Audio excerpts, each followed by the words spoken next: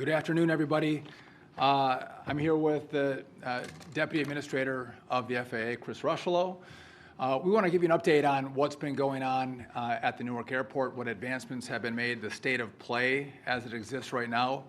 But before we do that, just as many of you have reported, we have an antiquated, an old air traffic control system, anywhere from 25, 35, 40 years old in some places. It is in desperate need of a brand new build, which I'll talk about in a little bit. In addition, we're 3,000 air traffic controllers short, helping control our skies. But going to Newark, obviously it's gotten a lot of attention. There's been a lot of disruption there. So I want to just give a brief history of what took place. On April 28th, there was a 30-second telecom outage. So we lost radar and we lost telecom. And then there was, on top of that, a 60-second reboot of the scopes of the radar. So for radar, it was a total of 90 seconds, and it was 30 seconds total time for telecom. The same thing happened on May 9th. Again, a 30-second outage, scopes rebooted, and that added another minute on to the time frame in which we didn't have scopes or radar at the Philly TRACON controlling Newark. We found that there was a problem, a glitch within our system at the Philly TRACON. We deployed a software update that actually fixed the glitch. And so on May 11th, the main line, there's two lines, are redundant, the main line went down, and the backup line actually fired, it worked. So our fix to the glitch actually worked.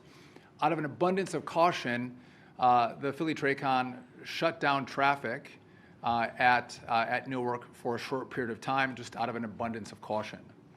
And then on May 20th, there was a 2-second, we called it a radio outage, but it was static on the line. So it wasn't a complete failure of the line, but there was static for 2 seconds. We have been working with Verizon. They have one of the lines that we're using. They've worked to harden that line. It's been working as we would anticipate, even though it's not brand new. It's the existing line has been functioning as anticipated. And so I wanted to talk about kind of what's happening at Newark. There's 3 issues. 1, we have a runway that's under construction. 2, we've had a telecom issue. And 3, we have a staffing issue with air traffic controllers. Number 1, in regard to the runway, the Port Authority has done an amazing job. They were working 7 days a week, 16 to 18 hours a day to finish this runway. The concrete has been laid. I think they're just striping. They are just striping right now. We have a target date of June 15th of bringing the runway online. I think if all goes well, we may be able to beat the June 15th date of bringing the runway online. In regard to telecom, so we've been at this for 30 days since the first outage. Verizon has laid a brand new fiber line between Philadelphia and New York. That was the troubled portion of the line. That's been laid. We're doing some of the connections right now, and then we have to test it. I don't want to overpromise and underdeliver, but if everything goes well, and there can be problems when you test the line, but if it all goes well, we should be able to turn over to this new fiber line at the start of July. After that, we're going to work on the second line that goes from New York to Newark. We haven't had issues with that line, but one of the lines is still copper. We're going to put a new fiber line in. But the main issue, Philly to New York, the problem line, in 30 days, that fiber was laid, and we should be able to flip over to that in short order. I want to quickly talk about the staffing issues that we have. I'm going to probably give you too many numbers, but I'm going to do it anyway. So working the Philly TRACON, we have 27 people. Of the 27 people, 22 are certified controllers, and 5 are supervisors. So of the 22 certified controllers, 5 of them have taken trauma leave, and 1 of them is on a medical leave. So out of the 22, you take 6 away, we have 16 controllers working the Philly TRACON. However, in training right now, we have 16 controllers in training. Now, to be clear, these 16, they're not 16 that just came out of the academy. These were controllers that in other airspaces have been certified. They've moved to the Philly TRACON, and it takes them time to get certified on that airspace. And so we anticipate in the coming months, it's on a rolling basis, these controllers in training are going to get certified, and we're going to be able to add controllers back into the system in Philadelphia. I think it's important to know, there's a lot of questions about full staffing of controllers versus how many we have right now. We have 3 or 4 controllers working in the TRACON at a time. So let me just briefly talk about that. As Chris will tell you, safety is the priority. And if we don't feel something is safe, we will stop or we will slow things down. So on average, in Newark, they're running about 54 flights an hour for departures. We've brought that down right now. Departures are at 28 an hour. Okay, when the new runway comes online, June 15th, we're going to bump that from 28 to 34.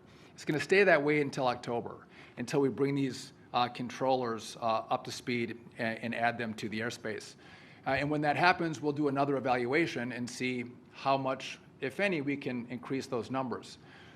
But we have enough controllers working the Philly TRACON to control the airspace with a limited amount of traffic that we've got the airlines to agree to. So some have asked, is the airspace safe? Is it safe to travel by airplane? And the answer to that is absolutely yes. Of course it is, because we've slowed things down. And as we, again, finish the runway and as we train up more controllers, we'll do another evaluation on how we can increase those departures out of Newark when we feel it's appropriate. And so that's the state of play in Newark right now. And before I turn it over to the acting administrator, I think this truly is a moment to look at what kind of system we're using, what kind of equipment we use, what kind of telecom we use. And it's a call to action to make sure we build a brand new air traffic control system. Now, you saw how fast Verizon worked with us to lay this fiber line. That's just an example of what's going to happen should the Congress give us the money to do this brand new build. And by the way, it's a nationwide plan. We have systems all over the country, but we need the Congress to act. I want to thank the House. They put $12.5 billion into the big, beautiful bill that's going to go towards this infrastructure project. That won't be enough. I know the Senate's going to look, can they find money to put in to this build? But we are going to need them to fully fund this project, number one. And number two, they got to clear the permitting process for us. If we have to go through a laborious permitting process, it's going to add years on. And adding years on a system that's already showing its age is unacceptable. And so I hope that the Congress is going to do their work, find the resources to help us start this project. We have the plan. We're letting it get pressure tested by industry right now, giving us their feedback on the plan. But when they send the money, we are going to be ready to go on day one. And so I think most senators and House members understand that. They're trying to look for a vehicle to do this for us. But this is probably the most, not probably, this is the most critical infrastructure project that this country has at this moment. And I do want to take a second and thank President Trump. His leadership here has been remarkable. As I've mentioned to many of you in the past, he cares about the airspace. He wants it to be built brand new. And so it's been a rare moment in time where we've seen the failures of the system. We have a Congress that understands it, and we have a president who's leaning into it with us, and we have American companies, corporations that are willing to put the FAA not at the bottom of their list, but put the FAA work at the top of their list to make sure this project gets done in an incredibly quick fashion. And so that's where we're at. I want to turn it over to the acting administrator to fill in the gaps that I might have missed, but we had a fairly good Memorial Day weekend in travel, especially in the airspace. I want to have him talk about that and a few other issues that have come up. Chris Rushlow. Thank you, Mr. Secretary. So let me start on right where the Secretary kind of touched on a couple times, which is the system remains incredibly safe. We had an amazing Memorial Day weekend travel season. I would say that it was record-breaking for Memorial Day. We had approximately 230,000 operations in the system. So related to that, there was less than 1% of cancellations through that holiday season, and less than 3% of delays. So the system is working. As the Secretary talks about, what we're doing here in managing that and working closely with the airlines and the airports is to ensure less disruptions in the system by operating closely with the airlines to understand what the system can handle safely. So a lot of work goes into that in advance of the holiday, where we work with the airlines, we work with the airports to make sure that they're managing that traffic, that they're scheduling the proper amounts, and then working with our controllers, with our staff. And a special shout out to the controllers that worked that holiday weekend. They did a phenomenal job in making sure that delays and disruptions were minimized to the traveling public. So again, I think what's really important is we look through a record-breaking holiday season, as well as probably the third, I believe it's the third highest travel day we had this year, 2025. And we look at the reduction in cancellations and the reduction in the disruptions, the delays.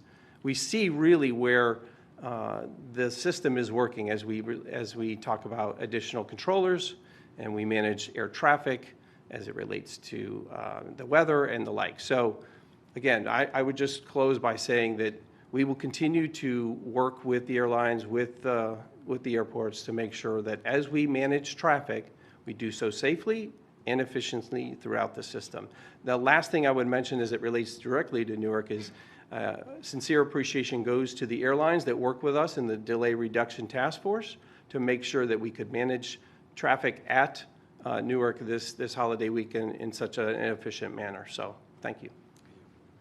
And I just want to take a moment and also thank the FAA and Administrator Rushlow. They have done a wonderful job standing up and working together to help us think through how we resolve these issues and how we develop a plan to actually make American airspace the best in the world with the most updated, greatest technology. And so with that, if you guys have any questions for us, we're happy to take them.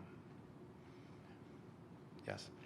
I believe in the press conference a couple weeks ago, you had talked about the new fiber optic lines, and at the time, I think you were saying you were hoping those could be live by the end of May. Was there something that happened to delay that to July?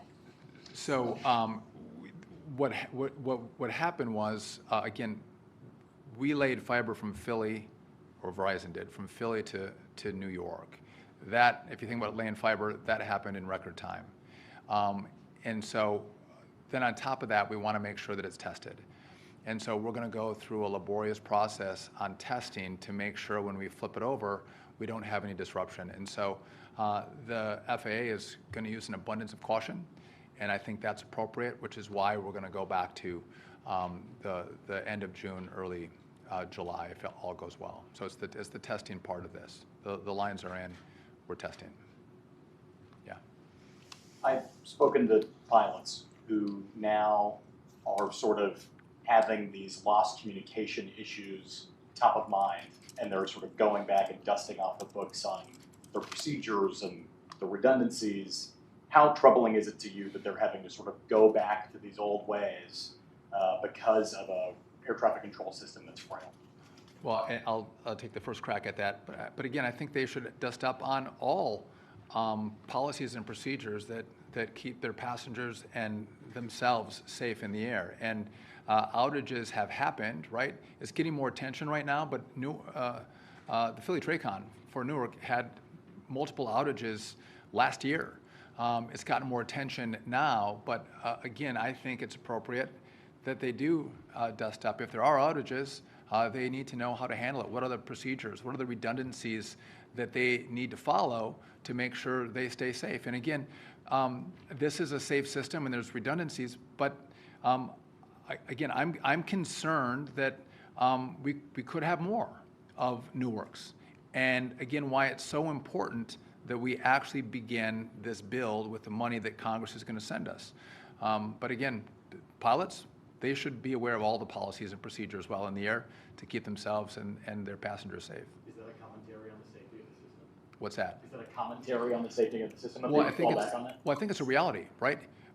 We're dealing with the reality of Newark, the reality that the last administration moved the Newark airspace from N90 down to the Philly TRACON, and these lines were not built. They didn't use fiber, and now we're dealing with that today in real time. And so, yeah, we have to look at the real world around us and some of the issues that come up, and make sure we are brushed up and ready to go should there be a brief outage. And again, there's a lot of redundancy and a lot of procedures that keep people safe should this happen, which is what happened the 2 times that the system went down for 30 seconds in Newark on the telecom front, at least. Yeah. You mentioned those outages last year. Air traffic controllers say they raised concerns about the stability of the system back then, and that the FAA did not take their concerns as seriously as it obviously is now. Do you know if that message got through to the FAA, and if so, why there wasn't more of a reaction back then? I'll turn it over to Chris. I'd just say we got here at the end of January, right? So I wasn't here and Chris wasn't there, so I don't know what was done at the previous FAA. But we almost in very short order after the DCA air crash, we started working on the plan that we rolled out a couple weeks ago, knowing that this complete build had to be done. And so I can't speak to the last administration. I don't know if you have any information on that or. I would just echo what the Secretary said. Clearly, something wasn't going right when we experienced these outages. Right now, part of this effort, part of this initiative is to ensure we're acting with decisiveness, right, with focus, to make sure the lines get in, to make sure those redundancies are put in, to make sure the controllers have the tools they need to make the system safe, to operate safely itself. So what happened in the past, we've focused on what we're dealing with right now to make sure that we continue to operate the system safely. And just I would note that the FENS contract, which in part is to build out the fiber telecom, that contract, so you all see what the system is right now with copper wires. That contract was not over the course of 1 year or 5 years. It was over the course of 15 years. The last administration signed a 15-year contract to upgrade the telecom. We need it now. It shows how there was not a focus on the true issues that the FAA was facing. And again, we now see it, and we are not going to pass the buck. We're actually going to fix it. We're going to do the work to make sure that we do have a state-of-the-art air traffic control system. But this should not be a surprise to anybody from the last administration. Watchdog groups have even told them multiple times, you have a real issue with your air traffic control system. Fix it. Outages in Newark. They probably should have hardened those lines, laid fiber before they moved the Newark airspace to Philly. Those things weren't done. But that's looking back. We're looking forward and talking about what's necessary to fix it. And again, I'm proud of the partnership from Verizon that they've laid that line as quickly as they have. The Port Authority working as hard as they have 7 days a week to make sure that runway is completed, not just on time, but I don't overpromise for them, but I think it's going to be done ahead of time. Really important. And so we're taking this challenge on full-heartedly, and again, we're going to do our part to deliver. We need Congress to do their part to help us deliver for the American people. I think you do. Yes. Either one of you can go. As we move later into the summer months, are travelers being asked to take other airports besides Newark to try to lighten some of that load at Newark? That's a great question. So no. The number of flights with the delayed reduction agreement that we got with the airlines at Newark is a flight capacity that the airport can handle with the number of controllers that we have. So what you were seeing before was a number of delays and cancellations. At 28 an hour, it's going to go to 34 an hour when the new runway comes online. That is a number of flights that that air traffic control can handle. And so if you book, I think are going to fly in Newark. You're not going to see what you saw a couple weeks ago. So I would say, no, don't go to another airport. If you book at Newark, you're most likely going to fly at Newark. Those problems, because we've slowed down the number of departures an hour, is now a number that is manageable. I know you guys have said that you are looking at other airports to see where some other issues might have been. Obviously, we've seen an issue in Colorado. Is the Verizon partnership something that we could also see sooner rather than later in somewhere like Colorado or these other areas that you're looking that might have these similar issues? Yeah, so there's not one telecom company that controls the whole country. So what you'll see is, I think, virtually every telecom company have some part of the build that we're gonna undertake when the Congress sends us the money. So you're gonna see AT&T and Lumen, and there's, the smaller providers are all gonna be involved. I'm just commenting Verizon was fantastic in how quickly they moved to make sure this line that was having issues was put in and ready to stand up and be tested. We'll do two more. Okay. During the first Trump administration, I believe there was a proposal to do like a privatization of air traffic control. And this time seems like there's a very different push to just, improve the system we already have. Why the shift in direction there? So I look at the issue at play, and the issue is the whole system. And you saw 55 different groups come and support our proposal, groups that are oftentimes on different sides of the table. Privatization is a fight that someone can have if they want at some other point. I don't want to divide people. I think working for the American people is to say we are going to build an air traffic control system that truly is state of the art, that is the best in the world. And to have a fight about privatization is just going to divide people. And what that'll actually do is make sure that we don't actually build a brand new air traffic control system. That's a guarantee that political fights will take a priority over the great infrastructure build that has to happen in this country. And so I'm not interested in political fights. I'm interested in doing what's right by way of the American people, the flying public. And that means keep everybody together, build this brand new system, make sure we can have more capacity in the airspace. By the way, you got to think about, we are going to have eVTOLs or drones, Ubers in the air. We're going to have drones in the airspace. So the airspace is going to become more complicated. And we need to build a system that can take on that complication, that additional use, and probably more flights in the airspace as well. What we have now, I don't think, can accommodate that. And so thinking over the horizon to the future, what we're going to build can accommodate far more uses of the airspace as this technology develops. Yeah. You guys are specific about what you want in a brand new ATC system, but I feel like I've still not heard a number for what you're asking from Congress. Do you have, is it 30 billion, is it 40 billion, do we know yet? So that's a good question, which I think you've asked me that before. And so I'm not giving a number. It's going to be tens of billions of dollars. It's a partnership with Congress, right? And Congress, I was there for 9 years. They do a dance the way that Congress dances, and how they find pathways to fund bills is in the purview of the Congress. And so I'm having conversations with them at a private level about what I think it could be, but I want them to actually pressure test our number.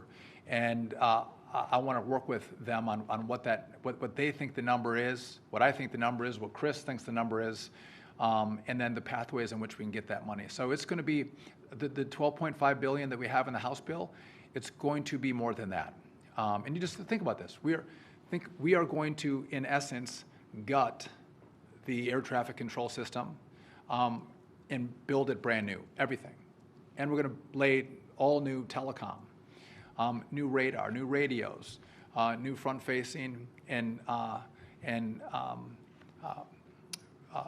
the back end of the system all will be brand new. So it's all across the country.